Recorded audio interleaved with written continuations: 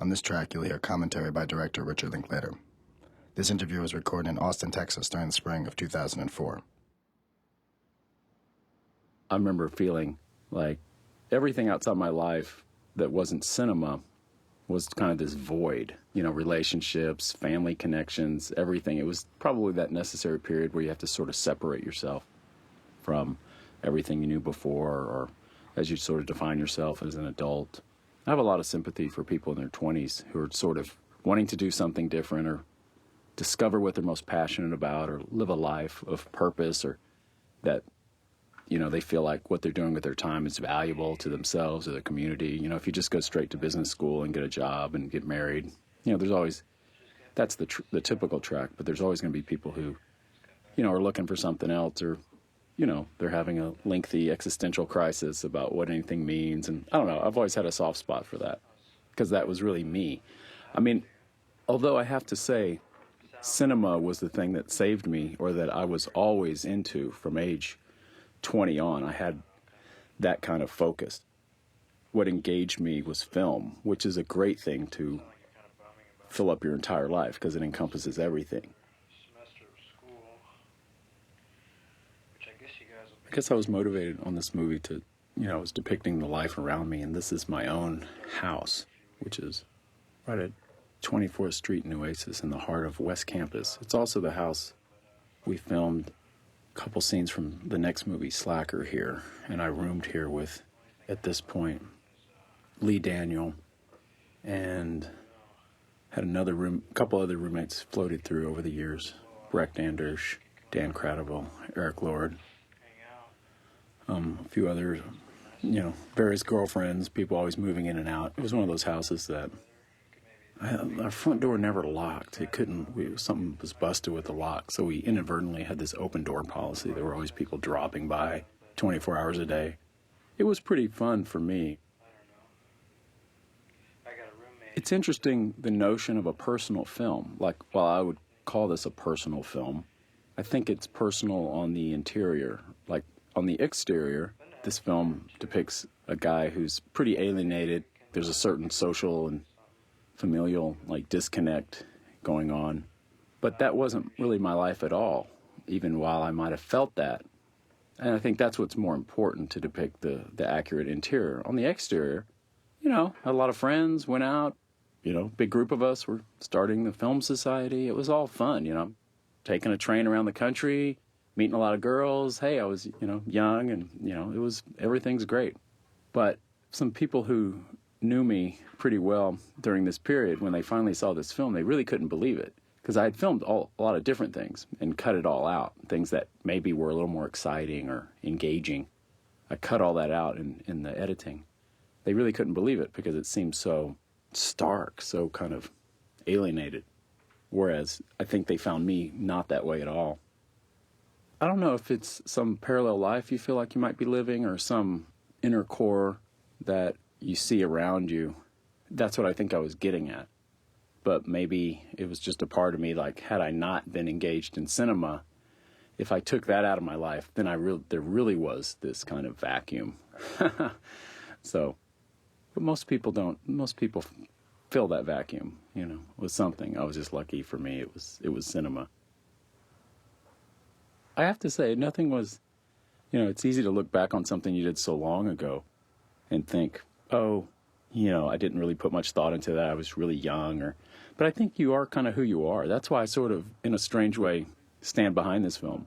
I mean, I haven't seen it in so long, or I went a lengthy time and didn't see it, maybe 7-8 years. And then South by Southwest Film Festival talked me into showing it. And I was thinking, I don't know, I had kind of not thought about this film in a long time and thought it was just an experiment, something I did to teach myself or to try something. But I spent a lot of time on it. I spent a little over 2 years on this film.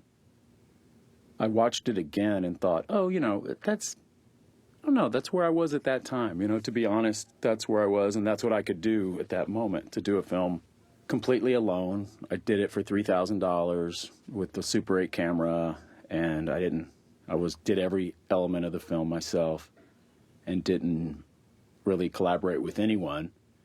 And that's kind of where I was at personally and in my own film evolution, that's where I was at the time. I look at it kind of quaintly, like, oh, I was actually trying to do something interesting, or at that time, that was all I was doing. I had no plans for other films. I mean, I hoped I would do other films. I had ideas, but I was really testing myself to see if I was even a filmmaker. I'd been making these shorts and had a bunch of ideas about cinema, but my formal skills were just then kind of catching up with some of my ideas. So, I don't know. You always challenge yourself with these things. It enabled me to gain a little confidence and go on and try to do another film. So it was, important to me at the time. So that's why I sort of stand behind the movie now, going, well, it's definitely an early work, but, and it's certainly not for everybody, and I've hardly shown it to anybody ever, but it's, it's what it is at that time, I often joke when people ask if I went to film school. I say, I went to the Stanley Kubrick Film School, which means you just buy a camera and you learn how to use it and you start making movies. And that's as good as anything else. I mean, I lived near the University of Texas Film School, had a lot of friends who went to school there, and I would sit in on classes. I'd go to student film. I was I felt I had some connection there, even though I was never enrolled. I'd go to student short screenings and certainly watched thousands of films on campus. But as far as my own stuff goes, I had a personality. I think I just wanted to do it on my own. I didn't really want to be judged. I was naturally very shy. And what I felt I wanted to do, I knew wouldn't fit into that. I guess I'm always anti-institutional. I've never really gotten along in the academic environment too well. Not that I'm some big radical or anything. It just always kind of bugged me. I felt like there was some kind of, constraints there that I didn't really want to listen to. And I think for film, you don't really need necessarily that. If you're a self-motivated person, which you need to be for film anyway, that's lesson number one. It's not like you get your degree and then the industry gives you this or that. Or, if you're ever really going to write and direct movies and get your own movies made, you have to be, a hustler. You got to be kind of obsessively motivated. School's not going to teach you that or give you those skills. You just kind of have to do it. Damn, I almost forgot about that this guy maybe does or does not shoot somebody. Oh, God. Scary. I'm not a big gun guy. Don't tell that to my neighbors. But I remember going to a gun store and buying this gun. And I never really shot it. But I returned it the next day. But I kind of enjoyed buying the gun. I grew up around guns. I'm not a anti-gun guy actively, but they're just not a big deal in my life anymore. When I talk of this movie in an oblique narrative sense, you might put an input into a movie that makes no sense given anything around it. Give a piece of narrative information and give it no context in the rest of the movie. Or maybe you hint at it at other places. So, but you'll never, it was kind of, I remember thinking it was kind of fun to take a device like this. A gun enters the frame and that's supposed to get everybody all riled up, but to not really ever deliver on that. But it makes you think about this guy. Like, I remember someone, when I showed it at a festival a few years ago, he asked, is that guy a serial killer? Is he like traveling around the country? I was like, it never crossed my mind. I mean, to me, this is like a dream state thing. It may or may not have happened.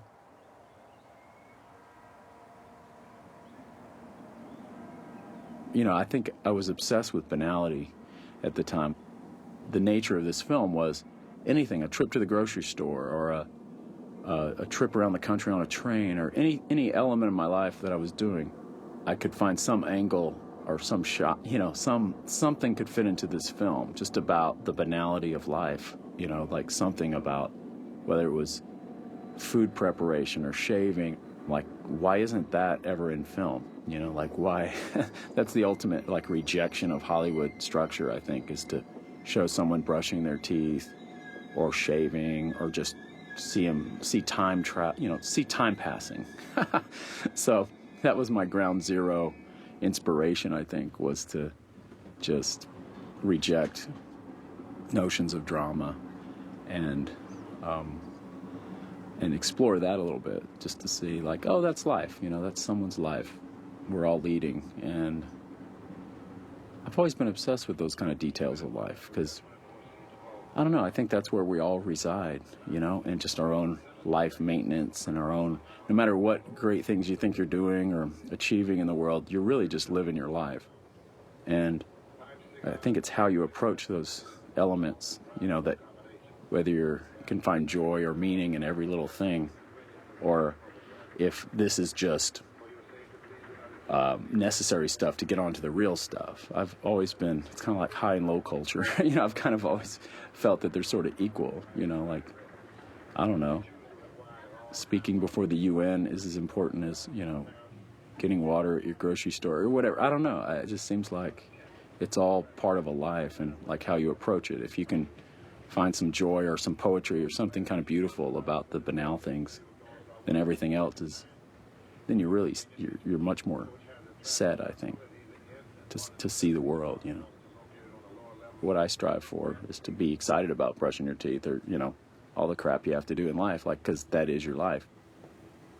I've always been obsessed with communication, and like human communication, and how we really talk, or the various ways we communicate. And to me, more than alienation, this film's really an attempt at some kind of communication. So, this character kind of disassociated from everything, disconnected, alienated. You can look like that on the surface, but you can be living a really vibrant inner life, in art. So I've always found it interesting when people judge people. Usually it's people close to you, family members, who are like, oh, you're not doing anything. You're going to be a bum like your uncle, or whatever that. They don't know what's going on inside your head. And it's hard to communicate. I think I always saw this movie about communication, or lack thereof, or the impossibility of communication, or the attempt at communication, and primarily a visual experience too. I always thought the film would be not very verbal. I didn't see it as being a very dialogue-intensive film, primarily a visual experience, and with no drama, no real notion of theatrics. I was sort of moved most by, I guess you'd call them structural films of the 70s and 80s, films by, say, James Benning or Chantal Ackerman. At that point in my life, I didn't think, as a filmmaker, I didn't think that would be all I would ever do, but at this moment, that's what I was interested in, and that seemed like something I could attempt to pull off. I love the view out train windows, because you're going through the back of the town. You're seeing, like, pipe yards, and, and it's the industrial parts of town. It's like a much better way to view a city.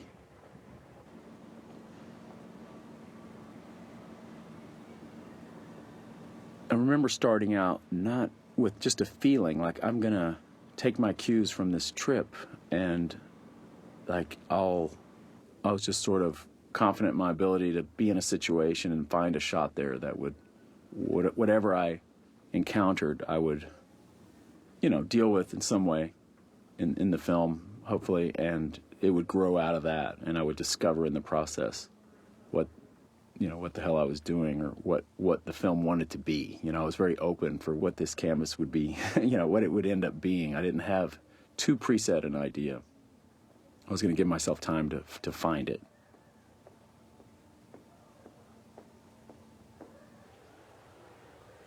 When I started, I didn't really know what I was going to do. I didn't have anything planned. I've been shooting films for about 3 or 4 years, Super 8 shorts, and a couple 16 millimeter, all experiments, little things that didn't really have any ambition to them outside of technical exercises.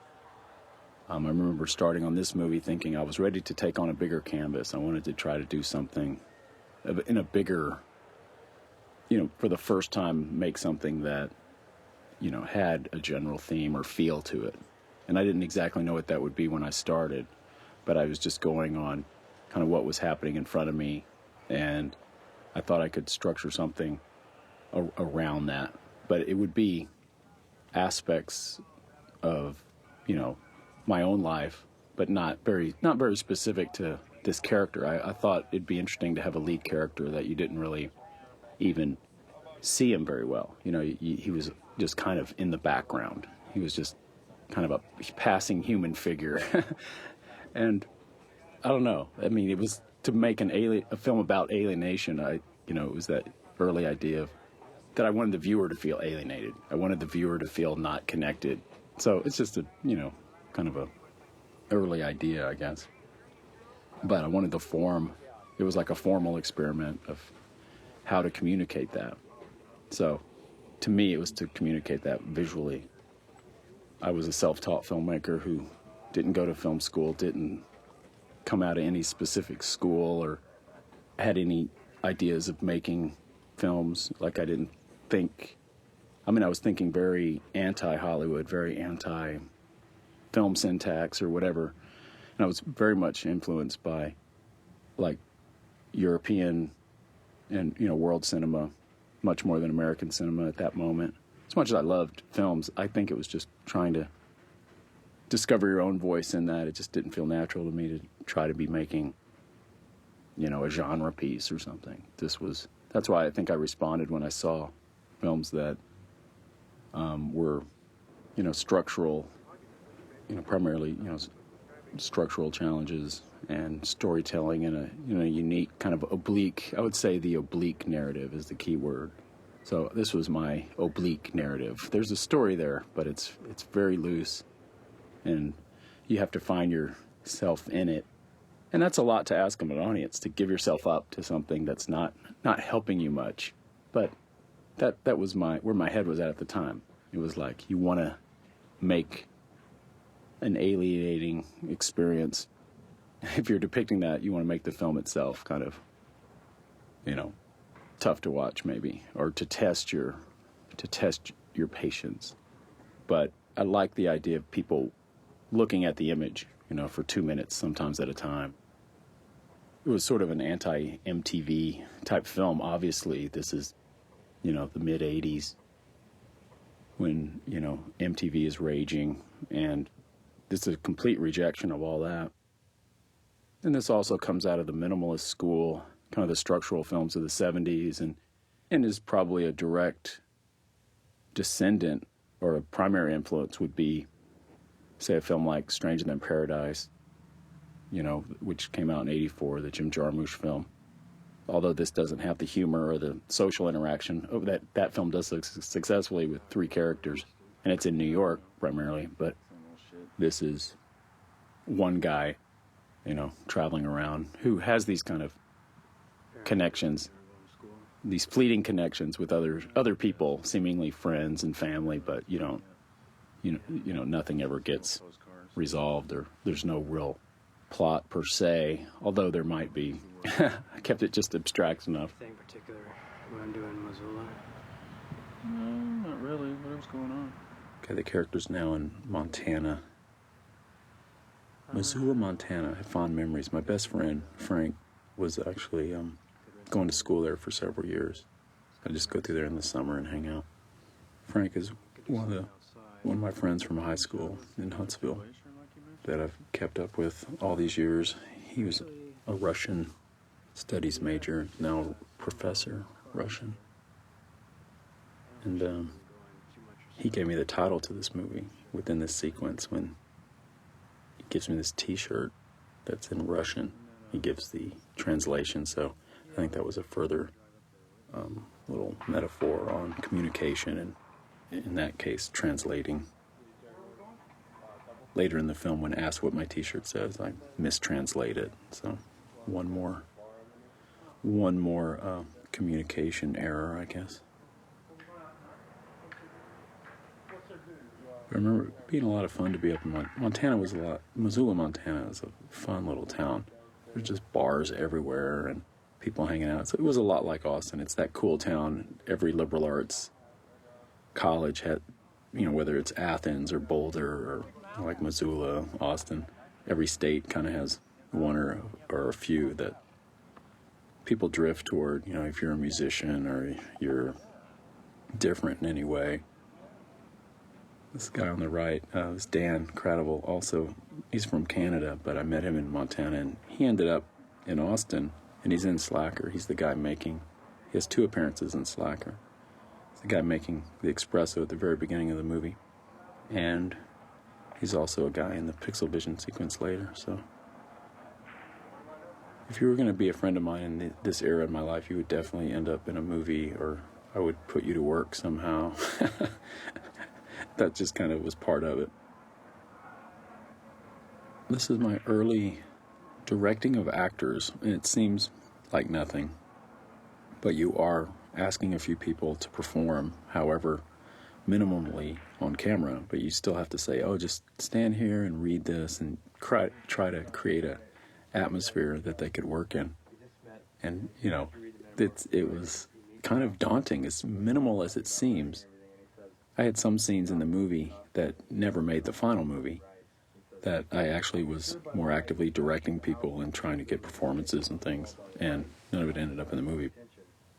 I think in this whole movie, no 2 people have any kind of meaningful conversation with one another about anything coming from them.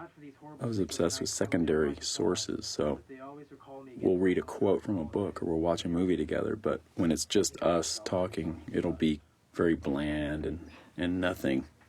But it's easier to communicate through other sources.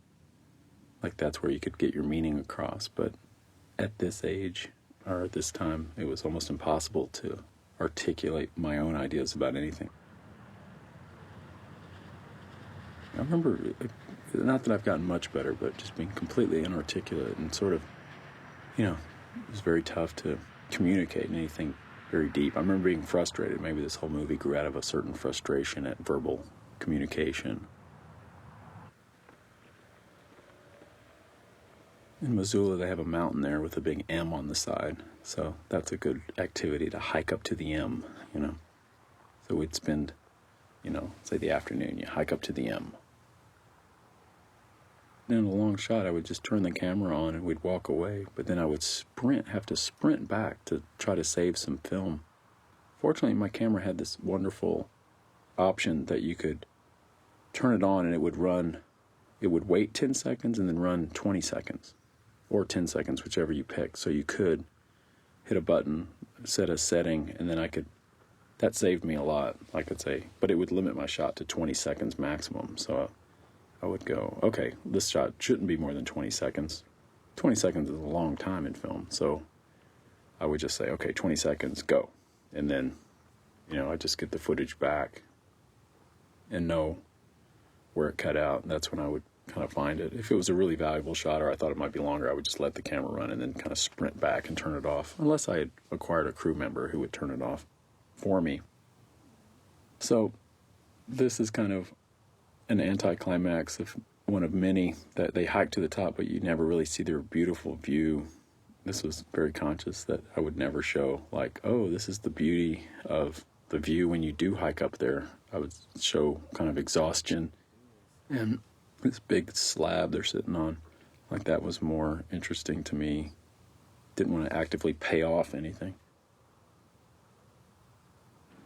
I've always been fascinated with what viewers bring to an experience, and I think I've continued, like in films like Waking Life or other films I've done, I've kind of relied on a very active audience that can put things together and find themselves in it and personalize whatever they're watching. I think that's what the human brain does so well. We categorize, we find connections with, given whatever stimuli we're given, and we bring as much emotion or feeling or ideas as we have to it. So you show a painting to somebody, they see nothing, someone else sees a lot.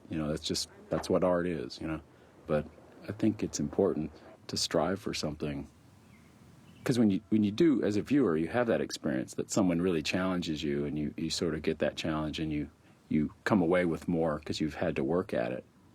That's primarily the domain of other art forms. Cinema, in general, has a history of laying it out for you, in a way that's satisfying. It works, where you do just enough work, where you're engaged and you feel just enough of a emotional connection to the characters, that it's it can be very satisfying experience. Some films don't give you that, and you're in a whole nother game. And it's kind of fun to see people, floundering around when they don't get anything. This is the only shot I would qualify as a beauty shot because we're up in Glacier National Park, and it is, it's kind of amazing snow. And this is the summer; it's like this all the time. I remember looking at it, thinking, "Oh, this isn't real." It did feel like when you find yourself in a kind of a postcard setting, you go, that doesn't even seem real. So what's much more real is like playing pinball. In doing this movie, I did 2 trips up to Montana, one summer and one the next. That was kind of the beginning and ending of my filming. I had edited in the interim year and shot a bunch of other stuff, and I thought of things that I could get. It's beautiful, isn't it? Yeah, that's exactly what I wanted. Yeah, Pops, you could take care of a whole room full of people with that gun. Well, I was on my trip, reading the occasional paper. I saw an obit for Sterling Hayden, who was one of my favorite actors, always. So I put in this little homage.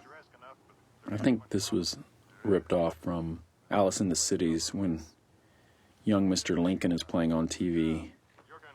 And it's a kind of an homage to John Ford. It just passed, I think. So I have the killing going in the background. Sterling Hayden's trying to convince Timothy Carey to come aboard his scheme and shoot a horse. And the horse in the big racetrack robbery. One of many great Sterling Hayden scenes. He's really wonderful in that movie, but I always loved him. I have a lot of sympathy for filmmakers making their first films because it's so much work to pull it together. You're kind of finding out what you don't know, which is endless. It's hard to be a leader. It's hard to communicate with people. I cut so much of that out of my dialogue altogether. Like, okay, I can't communicate with anyone about my own ideas. So I'm going to just do this film alone. I don't want to even deal with anybody. I don't want to explain anything to anyone. I don't know how to even talk to anyone about what I'm thinking. So I'm just going to do this alone and see what happens. There were some filmmakers I liked quite a bit who had done that more or less. So I thought, okay, well, that's challenge number 1. I'll do every technical element of this movie. I'll shoot it, light it where necessary. I'd like to not light too much.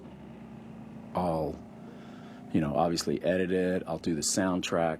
I'll do everything. I'll do, whatever sound work, everything about it.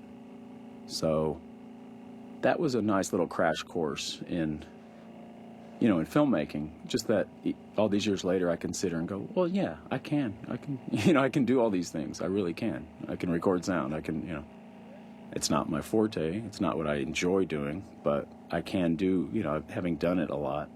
Everything, that you kind of go into something confident. You know what everybody you're working with is up against. So, the value of well-recorded sound when you've spent a year kind of looping or trying to make something work better. I'm talking about my first 2 films here. So, it was a nice technical challenge for myself, and also it was kind of fun going through life thinking, okay, I'm working on something bigger. How, and to be engaged in a work in an ongoing process. And I shot this primarily over about a 1-year period. My film background to that point, this is age, 20-ish, 1920-ish, was really sketchy. I grew up going to, you see a lot of movies just like the way all kids do, but there was only one theater in town and a new movie would come there every week. One week it'd be The Cowboys, the next week, it's Evel Knievel, the next week it's Judge Roy Bean, I remember these movies, The Getaway, every week there'd be one new movie in town. It'd play for 1 week, and usually we saw it.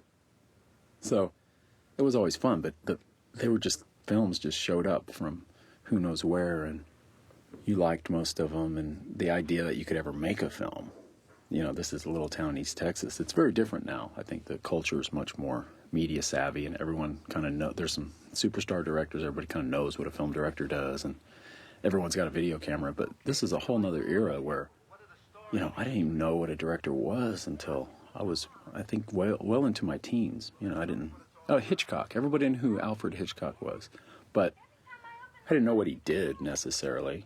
You know, he was somehow responsible for like The Birds, you know, or Psycho, films like that. And then one day, I'd seen some films from Austin.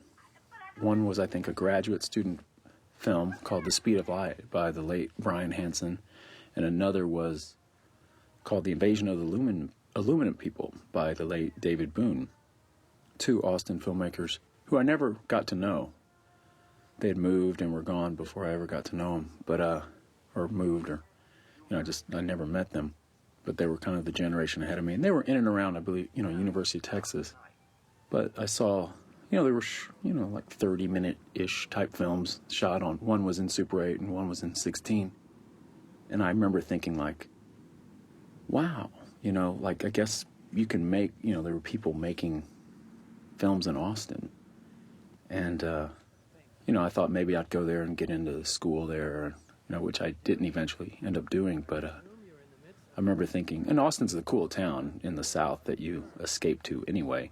So I had friends going to college there, and I'd go up and visit, and I was like, yeah, Austin seems like the place. I mean, it's not like a big film center or anything at that time, but it was primarily a music town, but it just seemed like a cool place to be. There were a lot of young people hanging out, and I thought, well, that's as good a place. You got to live somewhere.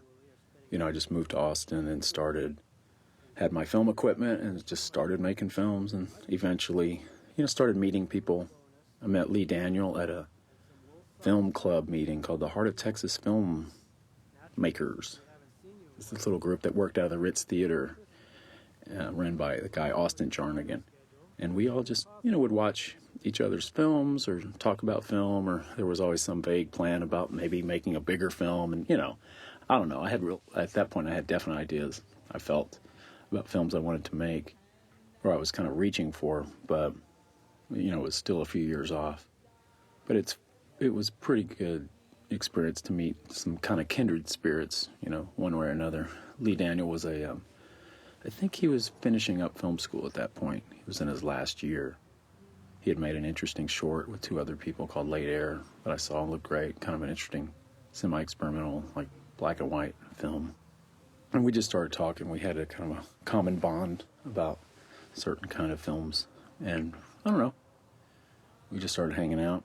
He was projecting films for a band, Texas Instruments, that I would kind of join in and help project films, I mean, multiple projector screenings. And it was just fun. It was like, wow, you know, Austin music. There were bands playing every night. There was all these interesting young people. Most people were musicians or artists of some kind. Not that many film people. But we were definitely in the minority at that time. But yeah, Austin just was kind of the place.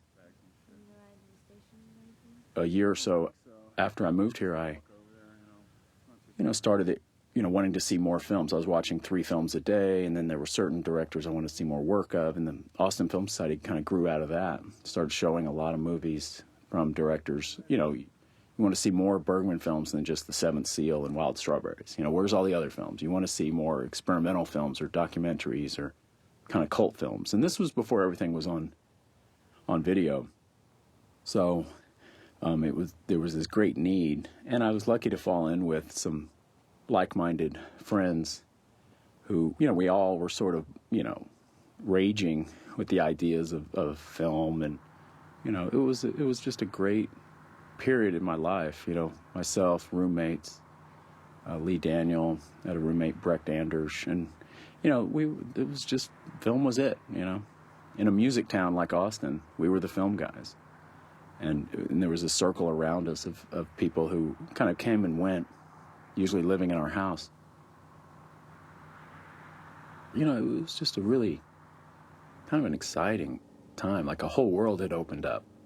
And I'll never forget it. It was just, you know, I just would spend all my time reading about film or, you know, watching movies. And, you know, that's just what we did. We showed films and promoted them and talked about films and went to every film. And that was life. It was pretty damn great.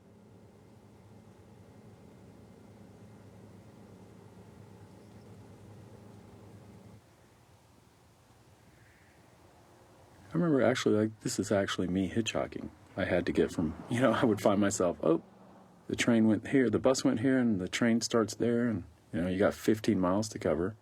So you just hitchhike. And of course, I had my own gear, but then I also had bags, you know, a camera, a tripod, film stock. You know, I was also a small traveling mini film crew. As I, you know, exposed film, I would, you know, try to mail it pretty soon. Yeah, I think that's why I'm all kind of saddled down with these bags.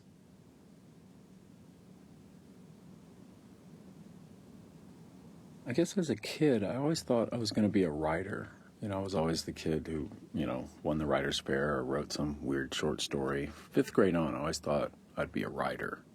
But just because I was living in some little town in East Texas that I really had no other outlets, you know, I didn't, and certainly you never thought, you weren't encouraged to think you could do that for a living.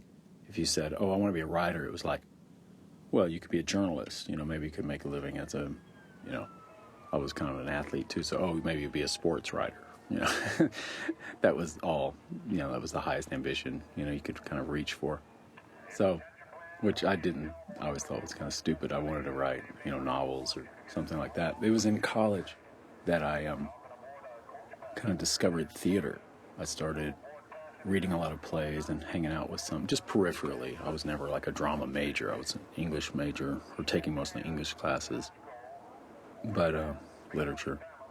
But I started, there was an English class at my school that was playwriting. I thought that'd be interesting, so I wrote several one-act plays, and, you know, you study playwrights, and that was, I found that thrilling. That was in my 2nd year of college, and I started getting to know some of the people in the drama department, and I just thought that was wonderful, just the kind of artistic troupe. They'd putting on plays, and they'd do musicals, and it was just kind of fun to watch, to sort of be around.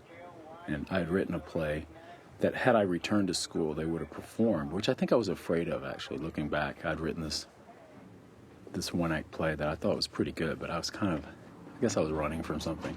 Anyway, I didn't go back to school that next year, and it was around that time my writing ambitions, after seeing that same sophomore year, as I was getting into theater, I'd seen Raging Bull. I remember that opened, and I remember just thinking, like, wow. And then I started, through my English classes, you know, every English professor is also a amateur film critic. They would show, this is when videos were just becoming a thing in the early 80s. They would, once a week, they'd show a movie, like Clockwork Orange or something, and I would go.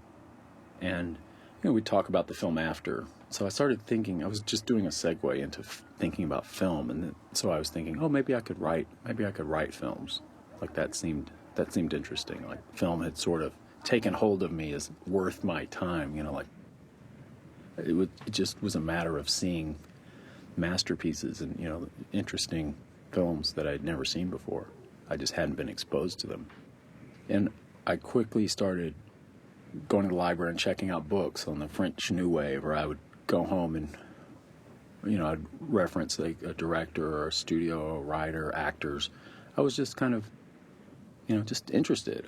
But I was kind of pouring through it all in my own academic way, studying everything that I had seen, or I was just kind of devouring everything around me, I guess, looking back, to do with like the history of film and, you know, different national cinemas. And I remember I had one book that I'd gotten through a book club or something. It was sitting there on my shelf, and it was called The Technical Aspects of Filmmaking. And I'd look at it fairly regularly. I'm like, okay, I'm going to wait for you.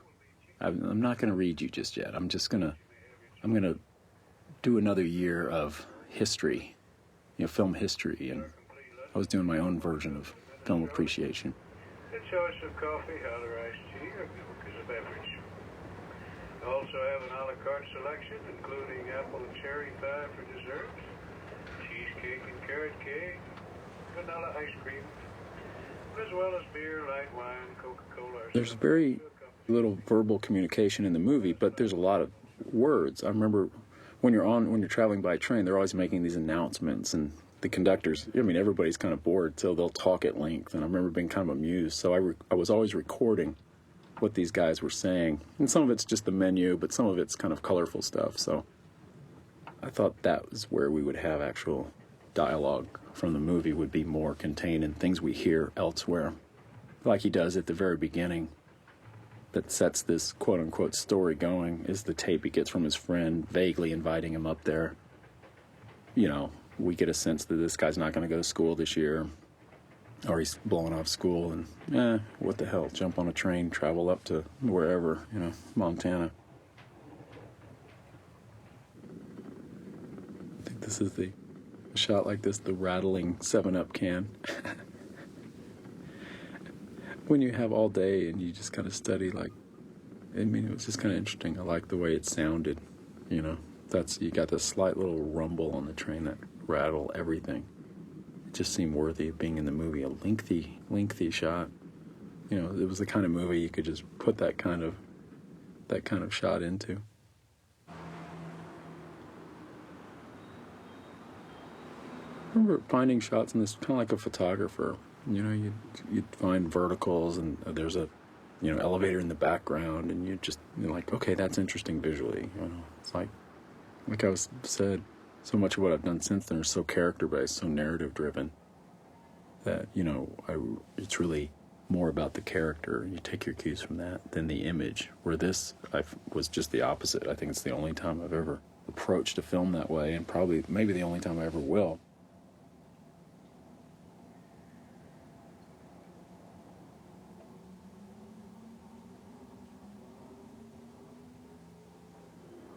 This movie, it's impossible to learn to plow by reading books. I would consider in my own world like my graduate thesis. I had made all these undergraduate films just on my own. They're not even experiments. I call them technical experiments.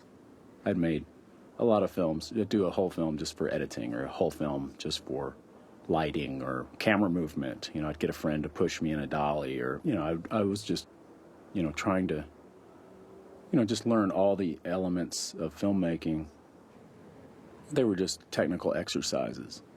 I was amazed looking back how much patience I had to not crave immediate results. I knew they wouldn't be forthcoming. I knew enough about the history of film and studying filmmakers' lives that it wasn't something that just came overnight. There's not really prodigy filmmakers in the way there are in music and other art disciplines. It's kind of so all-encompassing.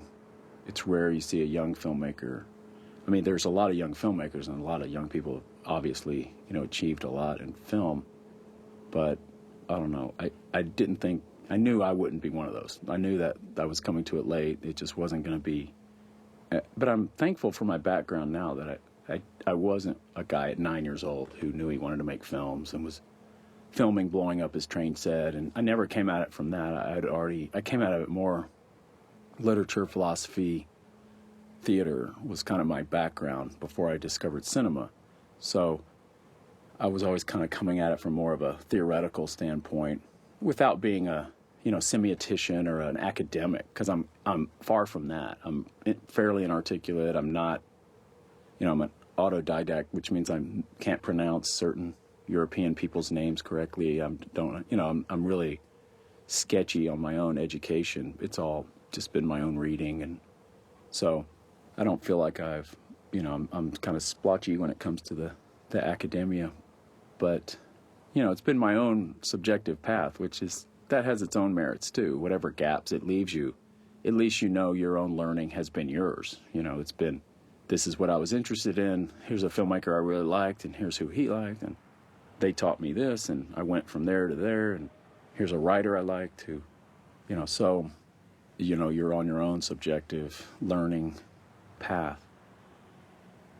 There's no overnight success. There's no idiot savant filmmakers. There's no, it's not going to work like that. It's a lot of work, and people don't want to hear that. They want to think, oh, you just did it. Wow. It's like Harry Potter. Remember when J.K. Rowling, they figured, oh, she was on The Dole. Oh, well, she's been writing since she was a kid, They want to think, oh, I could be on The Dole. Maybe I could be a best-selling writer. It's like, no, you probably can't. So, yeah, no one wants to think how they would have to alter their life, because by the time, say, Slacker came out, I could honestly say I've put in more time in the last 9 years or whatever into cinema than anyone could, 20 hours, 18 hours a day. My whole life, every day, for all those years, was 100% devoted to cinema.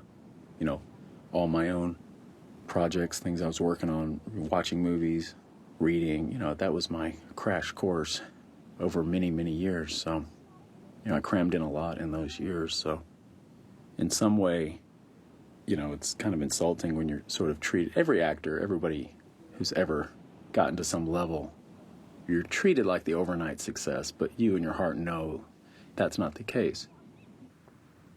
You see these films and you go, wow, that's really great what they're doing. And then you think, well, you know, in a way, that seems accessible. Like I can get a 16 millimeter camera and maybe I can do that. And I was, you know, flattered years later when people come up to me and say Slacker was that film to them. They saw Slacker and thought, oh, I can do that too, which is, I mean, it's a compliment, sometimes a backhand compliment, by saying, oh, if you can do that, you know, it's not that impressive, I can do that too, you know, so it's, Kevin Smith talks about that. You know, like people see Clerks and, well, boy, shit, man, I can't do any worse than, you know, technically than that, but what they can't do is write dialogue like that, quite often, or there's always something beyond that makes it a little more difficult than the viewer thinks. The biggest misconception is people see someone's first film and they think that's what they did on their first day as a filmmaker. So when people were treating me like when I did Slacker, like I just picked up a camera 5 minutes before, I always was really insistent on telling them, no, I've been doing this for a long time, actually. I did a Super 8 feature before this. I've done, you know, I have a closet full of shorts. I've been at this, you know, years and years at this point.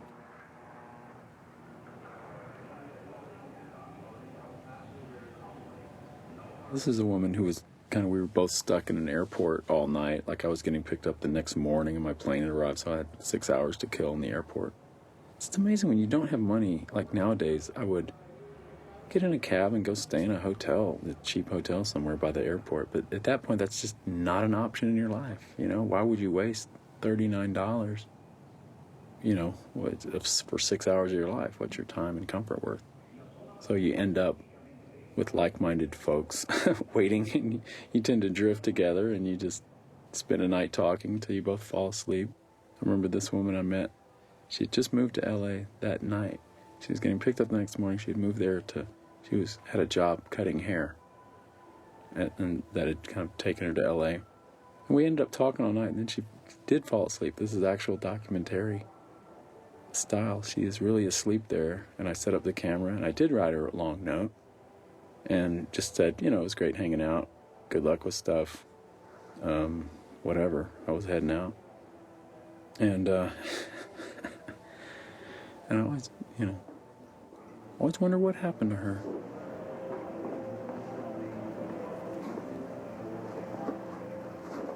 They have a theme from Cats going in the background, too. I like that. I didn't put that in later. That was actual. I remember as I was doing this scene, you get these wonderful little chance moments that I was like, oh shit, turn on the camera. They've got that stupid song from Cats going and music in the background. So I remember thinking like, oh, the film gods are with me on that one.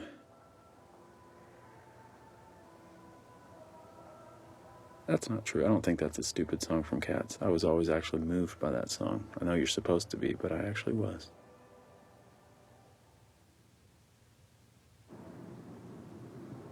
Because I did every element of this movie myself, it necessitated leaving the camera behind me. If my character's walking away from the camera, I would hit the button on the camera and walk away, which is like leaving your expensive camera on a tripod back behind you, which gets kind of dangerous at times. I often would collect a little crew. Inevitably, when you're setting up a tripod and a camera and maybe a microphone, someone will wander over and say, hey, what are you doing? What's this? And you just say, hey, you want to help me? You know, here, hit this button, do that. I remember on the train acquiring a crew of bored kids. This caught a good trek, you know, from across the southwestern United States. These kids were with me a day or two. No kid over 9 years old, but they were great. They carried equipment. They saved me a lot of film stock by turning on the camera when I asked them to, when I would be far away or something. So. It's funny how looking at kind of the backgrounds, knowing so much of that looks the same, these days. Nothing much changes, like in how those industrial sections look too much. The only thing that's really different in what's coming up on 20 years is the cars. You see cars, and that really hits you. The train cars look the same. Almost everything's the same. I remember thinking about the composition of like every shot to this movie, and often, dealing in Super 8, you're with the kind of a 1:3:3 frame, similar to it's not widescreen anyway, but being not really, or kind of actively challenging that frame. Like that's the freedom you do have in cinema, is to kind of expand beyond the boundaries of whatever frame you've been given. I remember kind of thinking a lot like that in these days. It's something you learn when you study cinema, like the way Eisenstein used angles, of within the frame in something like, say, Potemkin in a lot of his movies. It's something you learn theoretically, but you often don't really, you see a lot of meaning in it, or you're taught a lot of meaning, but you don't really necessarily think that way. And always kind of looking, it's just being much more conscious of compositions. And it's the kind of film where you sort of have to be, but it wasn't random. I didn't just plunk down a tripod anywhere. I would really find the shot.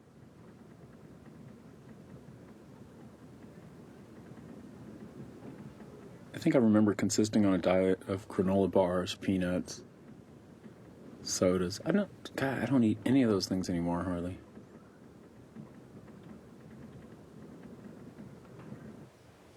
I think my favorite shot in this movie, it was kind of continuous, is like this with the wall right in front of your face. You're looking out a window. You expect to see the beautiful vista of the country, and what you really get is a warehouse in your face, kind of blocking your view. They all look the same too, but it was like my favorite thing, like just a big fat brick wall or a metal building. I kind of kept returning to that over and over. Also a challenge on train travel is like, how do you sleep? I mean, certain seats go back farther and better than others. Finding like a comfortable seat. I mean, if you have any money, you get one of those sleeper cars, but when you've got nothing, I remember the all-aboard excursion fare. It was like $200, and for 45 days, I could travel anywhere in like half the United States. You can travel as much as you want, but you can only get off, I think, 3 times. So I picked Montana, San Francisco, and Los Angeles as my 3, just because I had places to stay, relatives, friends. I think often the most interesting view out of train is the back window. You go to the very back car because you can see a full 180 view, out the back, and something kind of poetic as you leave, because you can't really see out the front of the train. That's not really possible because that's the engines and the conductors and all that. But the back is yours, and that's interesting because it's what's behind you now. It was always a challenge on the train to try to find 2 seats together. Sometimes when it'd be really crowded, you have to sleep, 3 inches away from some stranger.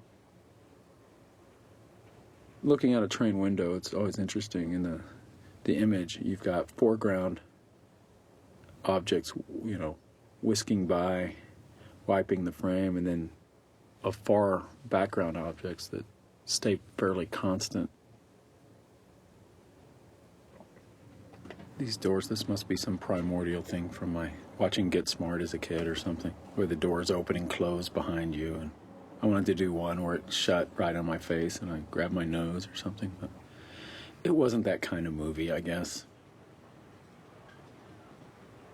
So this is sort of the last leg of the trip through the southwestern part of the country.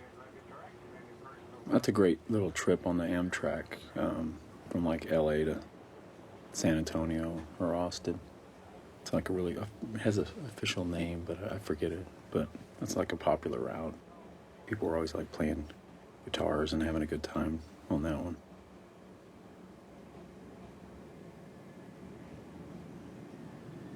As much as anything else in the film, I wanted to depict kind of the exuberance of travel, even though it's not depicted in that way. you're very alive when you're traveling. That's I think the addictive quality of traveling. Things take on a more resonant meaning. Everything's new to you. You're very alive. I shot this movie on Super 8. I probably shot about 10 hours of footage and transferred it all to video, just sort of myself, and then edited at the cable access place here in Austin, ACTV, for about a year of editing, which kind of eventually drove them crazy because you're supposed to edit, make shows, and then air them. And I spent over a year editing this and hadn't aired anything. Finally, toward the end, it's like, hey, you've spent hundreds and hundreds of hours here and you've never aired anything? I'm like, I will. So eventually, I showed this whole movie on Access, but I had the lowest broadcast ratio to editing time in history. I remember editing this movie really in my head, since there was no cutting in between scenes. I mean, within the scene there was no editing ever. It was always one take, one scene. And I got to know the footage pretty well just by watching it over and over. So I would just kind of play with it on paper. I did most of my editing kind of on paper, just in my head, on these note cards, and then I would go into this ACTV and then actually do the real editing. It's my old Mazda that I had at that time. That's what's kind of neat. You revisit an old car. Girlfriend of mine wrecked it about a year after this. When I was editing this movie, I had to take a job. I took a job as a night bellman at a hotel, which I call a warm body job, because it was just they needed someone there in case anything happened at night.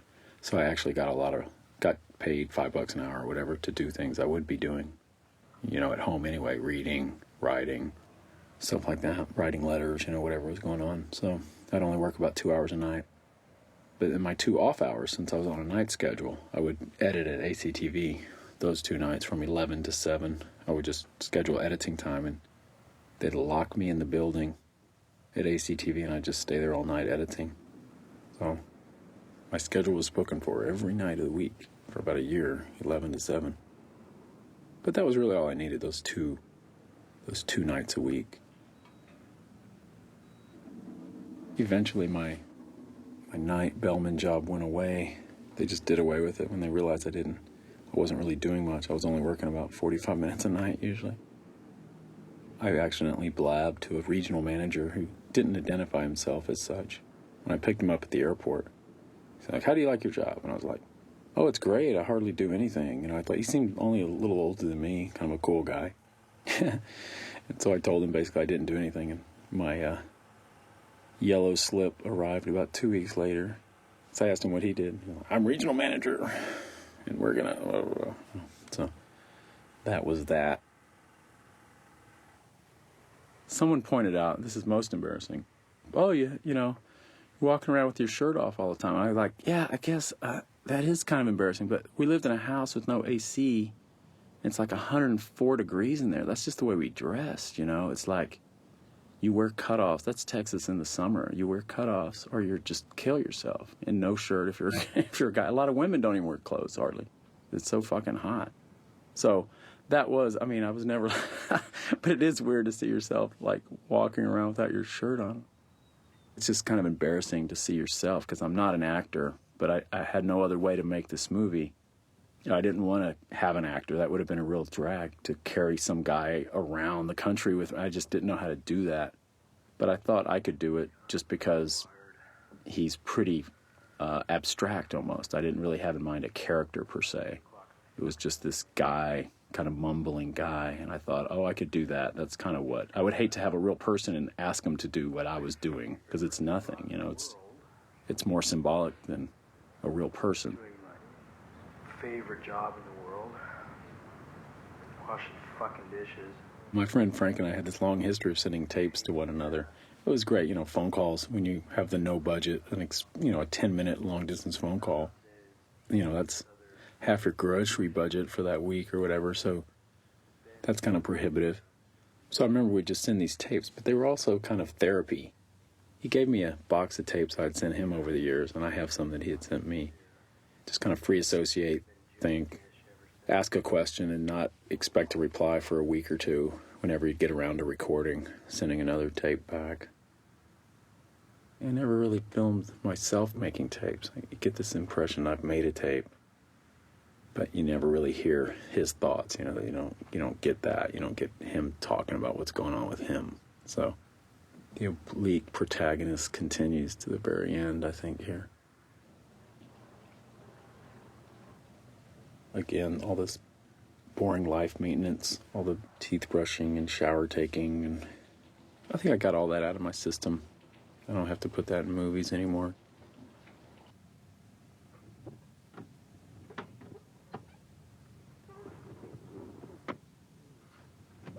Oh, this was funny. We'd park in this lot and just get a stack of tickets on our cars. Sort of one of these nasty neighborhoods where every time you did something you got a ticket, or you could just feel the strong arm of the law. Because this wasn't at all a residential neighborhood. We were the only people actually living in this area. And so it's almost like you can feel the force. They don't want you there. They're towing your car. They're getting tickets. You're getting hassled. A roommate of mine, Brecht, he wasn't in school, and he was getting all these university tickets. He just let them stack up on his car. Every day he'd get a ticket. He was wearing it like a badge of honor. Then one day they towed his car, and to get it back, he thought they had no jurisdiction or anything over him because he wasn't in school, but that school towed his car.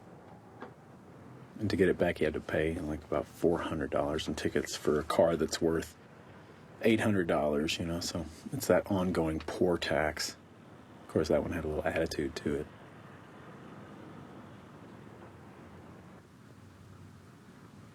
So this whole thing was kind of a little trip to Houston. I had relatives at the time who lived in Houston. I was always having to go there, so there was this one girl I was kind of vaguely going out with in Houston, so that would be my only redeeming thing. When in Houston, I could go hang out with Aaron a little bit.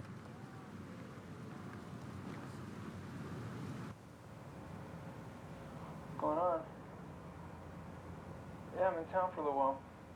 So this is about as much as you hear this character say the whole movie. He's sitting here in shadow, talking on the phone. But I think it's kind of funny that he can be more articulate on the phone than in person. There's very little dialogue. There were scenes in this that I didn't want you to hear anything. And then there's others that, obviously, the vast majority of the dialogue I do want you to hear, but just the point is that it's really not about much. It's kind of, they're sort of living through secondary sources, whether they're watching movies, or there's music in the background, or there's other means of communication. Like the most emotional moments to me in this movie they're secondary. There's like a film, they're watching a film on TV or at the theater. To me, that's more expressive than anything in their lives. And that's how art can actually be, like that it expresses more than you ever could at a certain time. So although maybe everything's interior, it's still very difficult to engage or to express. And yet we're social beings, I mean, you look at this lead character, I mean, he seems to be, he's not, he's doing everything you should do. He's visiting friends, he's family, he's traveling around, he's got, there's some kind of community around him. He's not, living in a hole in the ground. Remember on certain shots, just, waiting for the sun to be just perfect when the shadows hit. I really did. I mean, looking at this movie, I really did put that kind of time into the image making, like going out the right time with the light, or, I mean, you have to do that always. This movie I just did, it was all about the sun, what the natural light gives you. But I remember kind of trying as much as possible in this movie to not light. Often you'd have to put a photo flood into a practical situation, but I was always kind of wanting to use natural light. I mean, that's a pretty primal film notion, I think. And you can pull it off only so far. So, I love the natural light. This is my grandmother's house, a condo she lived in. As alienated as I was from everything in my 20s, I remember I was lucky to come from a very nice family that didn't give me too much shit. I mean, there's subtle hostilities about me not doing anything with my life, but I don't think they gave me, I wasn't asking them for any money, I guess, but I don't know, I was lucky to live in a tolerant atmosphere of a town like Austin, where it's okay to be a grad student until you're 40 or whatever. You have 380 hours of school and not have graduated because you were lacking one requirement or something. You can just sort of hang out in coffee shops and, have a little job, a TA or, whatever, and live your life. But family pressure is worse usually than societal pressure, as we all know. And I feel pretty blessed that a few people, even though I was officially a college dropout and was underachieving and had nothing to show for myself through most of my 20s, that they were kind of like, oh, well, you're doing what you want. My mom and grandmother especially, I remember thinking they were cool. Dad had to be a little more like, well, you should kind of maybe think about getting back in school. Just that kind of friendly advice about subtly getting your act together. And a career in the arts wasn't really a very plausible or practical goal, and it's not. But I remember not caring, It's like I was content to live in a hole, read, watch movies, and, get money wherever you could get it. To date, I've made 10 films, including this one, and I'm kind of happy that I have kind of a pleasant relation with everything, even though sometimes it's fraught with some tension around the edges, or certain productions are harder than others, and every film has its own cross to bear, certainly. I accept them. I accept it. I don't fight with it. I don't mind. After, you might go 8 years and not watch something. I guess there's an embarrassing aspect, in this film, that's an issue with me because I'm the guy in the movie, even though he's a nameless character and you don't see much of him. So, all told, I would say this film's only like 20% embarrassing or whatever. That's why I agreed to even let anyone ever see it. So, it's where I was at the time. This is for completists, people who want to see everything.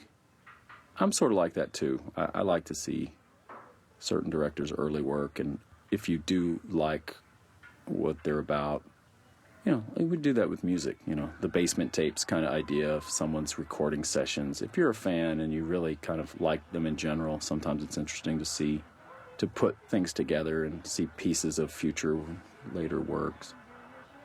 I know filmmakers who kind of actively dislike their own films and never look at anything. Like, I can look at a film, and I guess I'm like this with myself, and just sort of accept the flaws of it. And whatever's embarrassing about it, or whatever you didn't pull off, I can go, well, I did my best, at the time. That's where I was at, that was what I was dealing with. If I had to pick a favorite scene in the movie, I think in some strange-ass way, this one might be the driving in the car toward downtown Houston. I just like the texture, of the day. It's kind of this gray, almost rainy day. Flipping through radio stations. I think this was before they even had scan buttons. Or this model car. You were always reaching for something. And it's just like a nice little collage of sounds coming out. There are different songs of all kinds, and the background's changing. I was happy with the way this came out. I have a scene later where I'm flipping through the TV stations in the same way. It's kind of fun when you're doing that.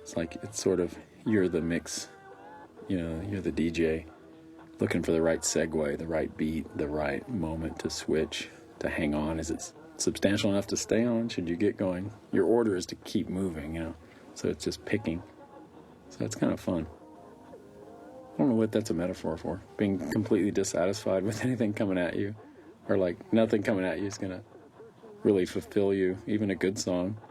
Here's the Pretenders, for God's sake. Why did I not sit and listen to the rest of that song? There was Bonnie Raitt earlier.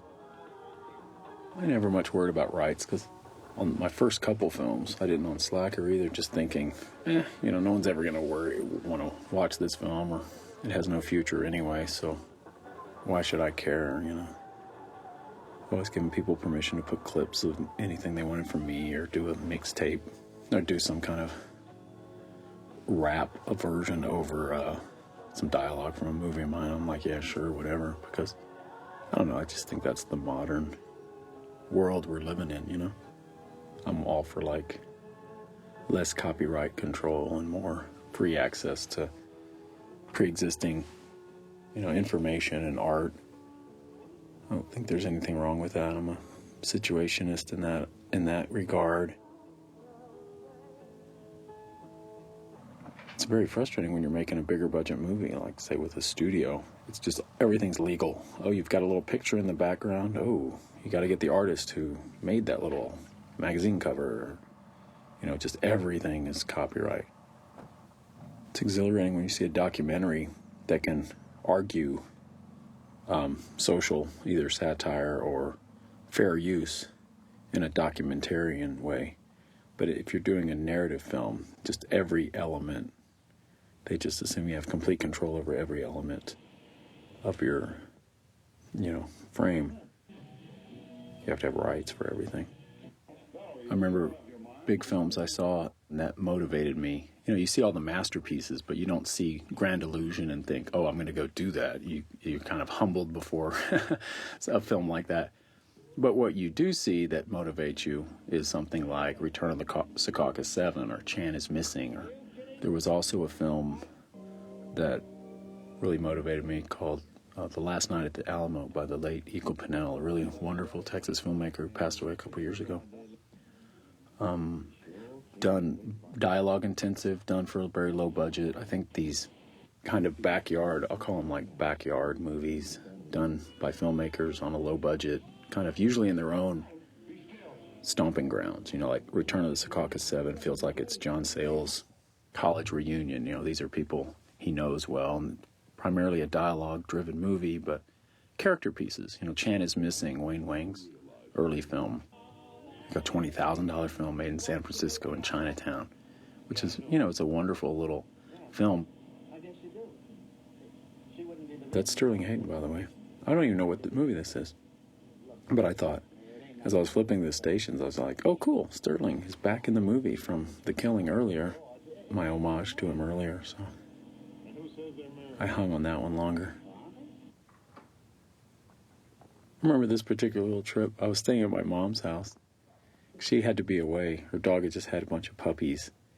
And I think I was the one in the family to call, like, hey, can you come? I'm out of town for 3 days or 4 days. Can you come stay and just watch the house? And I'll be like, okay, you know, what the hell. This is my hometown of Huntsville, Texas, where my mom was living at the time. And a friend of mine, actually James Benning, that filmmaker, he teaches at Cal Arts, one of my favorite filmmakers. This was his favorite scene. Just all the little dogs, little puppies with their tails. Like, but that was my only chore. Feed the dogs, make sure they had water. You can lounge around. If you're content to just read your life, which I would have been maybe, you can go pretty far. There's people out there who just need someone to kind of house sit and take care of the minor things in their really busy life. If you can just kick back and take care of those and don't mind, you know, you can. There's a lot of neat little gaps in this world where you can survive, you know. I remember in this era, that was I had a good, like, working method, you know, toward life, like how to get the most for the least, you know. I lived near University of Texas, went to films on campus. We would, like, counterfeit, you know, the movie passes. We would sneak in. Everybody helped each other out at the no money level. Like, everyone's sort of helping each other. Yeah, faking hand stamps and getting on guest lists to shows. And, you know, if someone has a job at a restaurant, you sneak them food. And, you know, just that kind of support society that grows up in the American underclass. So, I always enjoyed that kind of vibe, you know, like, or you sort of need it, you know, you help where you can help and you're in turn helped.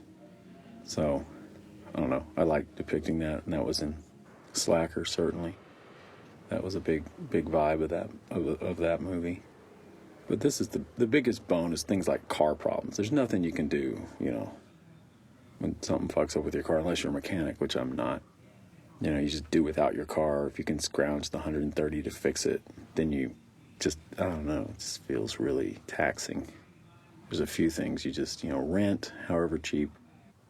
My rent was $133 a month, all bills paid, to live in that house. And still, that was the challenge. If you could make the rent, you never have a car payment, of course, but just keep your car operating, you could live on about maybe $250, $300 a month at the most. Hvem er du egentlig? Jeg er mange forskellige. Hvem? This is a clip from Gertrude, the Dreyer movie, his last movie from '64, which I don't know if it's my favorite Dreyer movie. Certainly one of my top 3, I would say. But I remember this passage. I like this passage quite a bit. Jeg er månen. And I guess it ties in. It was something about dreams. And, arguably there's certain elements of this movie that are dreamy. And I, years later, made a film that was all about that, waking life. So I guess that was with me early on. But, as you think about consciousness and, what the fuck we're perceiving, that, I don't know, movies are in there somewhere too. So I've always seen that as a big, wonderful jumble, between like life, dreams, and movies. There's kind of in there somewhere is all this. So Lang kæde af drømme, der glider over i hinanden. and I guess this is an homage also to My Life to Live, the Godard film, where they watch, in that movie, they're watching Dreyer's Joan of Arc. Også Anna Karenina starts crying when that, but no tears in this movie. Or liking the stairway, there's kind of those signs just have nothing on them. I remember seeing this going, that's kind of beautiful. You're coming out of a movie, but it's almost like there's no movie playing there. It's a big empty white box. I remember these stairs, as you hit the last one, the stairs would just kind of retract up. I remember thinking that was kind of pretty, beautiful. It's so funny, I still walk by these locations. I don't live far from that very location now, about 2 blocks from it. I walk by every now and then and just get a whiff of, God, I filmed a scene here, 19 years ago or something.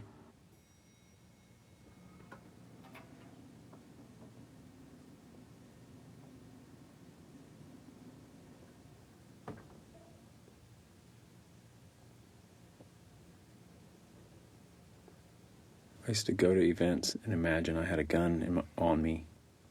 I don't know why. Like I was going there to kill somebody. I don't know why. It was kind of weird to just kind of wander into a public event like I was, fucking John Hinckley or something. That guy who got on the elevator there is a friend of mine, Scott Van Horn, who shows up as a grease monkey in one of the auto mechanics in Slacker.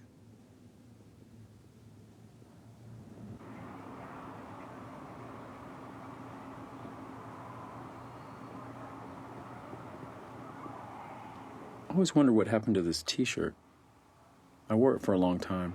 Hey, what does your shirt say? Frank was a member of a Russian club, and he gave me this T-shirt up there. It's Russian. I don't. I can't really pronounce it, but it means in Russian, you can't learn to plow by reading books.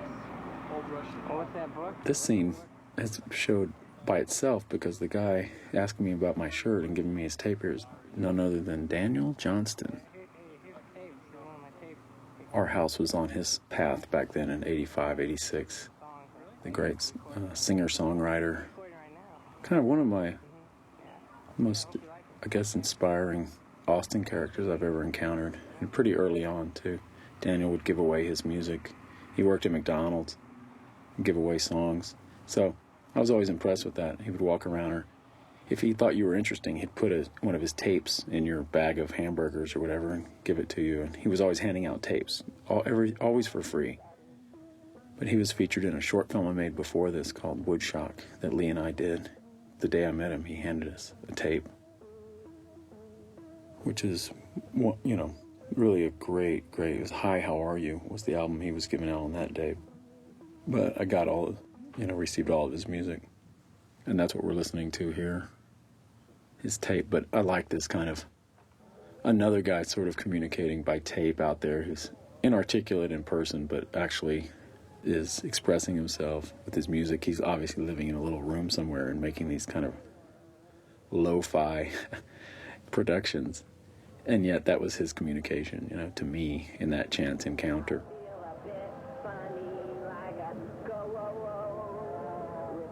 His songs are these kind of broken down, sometimes heartsick, sometimes depressive ballads, you know. But they're often very life-affirming too, so I've always just loved his music. And his recent stuff is really great too, so Daniel's always been great.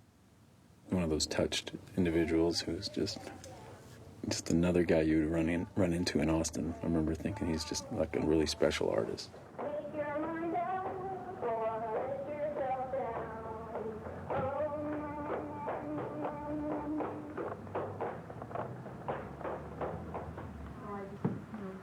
Thursday night, I put the cassette in and... This is a friend of mine, Tammy Gomez, who just a friend from this period. She came by my house and was telling me all this stuff, and I was like, "Oh, here, hold on, let me film this. You want to be on the film?" She was, because we were talking about tapes and this thing I was doing, and she was kind of interested. She's a poet, and I said, "Well, let's talk and stand in front of this window." Because I knew I'd get this nice silhouette. It was getting dark, and I was just like, let's just see what happens. And I was kind of moved by what she said here. It was all on the tape, it was all on the tape. And then when it was over, I decided to listen to it. I think this was similar to a way I might work with some actors in the future, or non-actors necessarily. Just someone I thought was interesting and had something to say that, you know, I would just kind of work around them or their ideas. Try to incorporate that into what I was doing. It was fun to try to explore, you know. I wouldn't do anything else, you know. It was like a good foundation to what I would try to be doing later. But at the time, I didn't know there'd be a later. I really thought this would be the only film I ever made, quite possibly. And if so, that I wanted to, you know, just be honest with myself and go, I made a film once. You know, I'd be older going, I made the film once. And, you know, that was my life at that time. I think if I hadn't had the outlet, you know, of film, I would have been probably in more trouble on a lot of levels. If I wouldn't have found cinema and been really obsessed with that, or, you know, thinking I could make films, or that was my outlet. You know, that was a good, safe place to put all your energy. And it's a good place because it requires all your energy and everything you might possibly have. I remember also in this movie actively wanting to depict like the modern mechanized view. Like there's so many times he's getting things from machines, whether it's food or his ticket to get onto the train, or it's like, you know, getting money out of a machine, or just wanting to show kind of the modern mechanization, I guess, of life. That was, you know, we're kind of interacting with machines. It was some, you know, it would have seemed like science fiction 100 years before, just how much of your daily life is from interactions with non-human elements. The guy on the right also is in Slacker, Keith McCormick, who was a roommate of, he moved in with Lee and I at some point. I had a alternative ending here, that after that there was one more scene after this, that I finished the movie, and it was, I don't know, this whole gun thing, it was like he pays, or I don't know, it was kind of taken from Bresson's The Devil Probably, a film I hadn't even seen at that time. He goes out and like he's with some guy, and the guy like shoots him, and he falls dead. And I did that initially, but then I thought, no, that's an intellectual construct that wasn't true to really what I was feeling at all, or anywhere near. I mean, what I was really saying is this banality stuff isn't so bad. Like, that's life. It's not like, you know, worth killing yourself over or killing somebody or anything. Like, hey, what the hell? This is just life as it unfolded in some way. It didn't really need anything big like that. So often in filmmaking, you're confronted with that idea to sort of sum it all up with something big. And I think the pressure in Slacker was similar, to bring the character, the guy at the very beginning, back and make a bigger statement or some kind of conclusive circular form to it. And I remember thinking, like, nah, just go all the way with it. You know, don't make it simple. Don't create simple closure. That's kind of easy. Or it kind of explains away too much. You know, it kind of renders everything before it more simple than it really is. So I didn't really want to do that either. So ending movies is pretty tough.